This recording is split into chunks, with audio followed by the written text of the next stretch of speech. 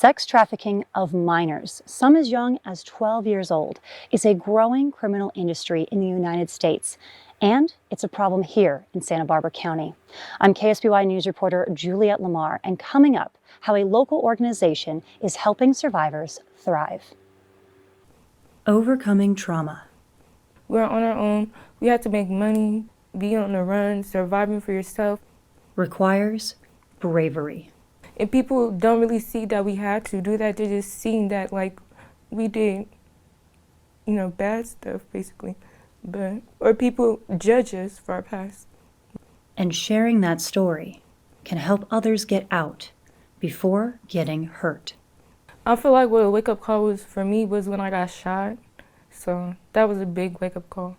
This is a survivor of sex trafficking. She is among an estimated 229 survivors in Santa Barbara County between 2017 and 2023, of which 30% are younger than 18 years old, and 41% are Santa Barbara residents, according to Megan Renschild, the Director of Victim and Witness Programs at the Santa Barbara County District Attorney's Office. We're seeing girls as early as 11 or 12 years old who are becoming vulnerable to these behaviors or to the exposure of a trafficker. Renschild explains sex trafficking cuts across social, economic, ethnic, and gender lines, and it can happen to anyone. When we talk about sex trafficking of minors, I often worry that it's shrouded in this sort of mystique that, like, what is that? Who are these kids? And these are any kids. Kids with a higher risk of exposure are in foster care, on welfare, or have a juvenile record. The signs a child is being groomed are subtle, but often have a pattern. More advanced grooming, you might see things like kids showing up in high school with new phones, new purses, manicures, dressed a little differently. Suddenly having access to material things that they might not have had access to before. Many traffickers will act like a boyfriend or romantic partner to the victim. And then it can turn into, hey, will you just do this one thing for me? Maybe it's performing a sex act on behalf of the boyfriend, which is meant to make money for the both of them, or at least it's couched that way. So how did this become a problem here?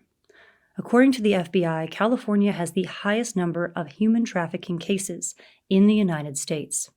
And Renschild explains that the Central Coast is a corridor between larger cities in Northern and Southern California. So we do see trafficked individuals and pimps coming through this area. It can go relatively unnoticed. And we haven't historically, I will say that's changed now, historically been looking for it. Now that these crimes are getting more visibility, residential therapeutic programs like Olive Crest have created support systems helping survivors take control of their lives. Kids will always say when they first get here, they hate it. This is the worst place they've ever been. And then within a month, they're going, this is the best place I've ever been, because they're actually becoming kids again. Olive Crest currently has 6 residents, but funding and staffing challenges make it difficult to grow this life-saving program. We could fill the beds tomorrow, honestly. There are so many kids in the state of California that need placement. We just can't take them right now because we don't have enough staff. But even with limited staff, each life matters. We're a family. It's one life at a time. We live by that. We breathe that.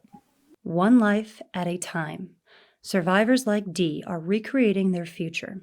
Dee says she will graduate in a few months and has big dreams. My past shouldn't define who I am today because I am changing for the better. In Santa Barbara, Juliette Lamar, KSBY News.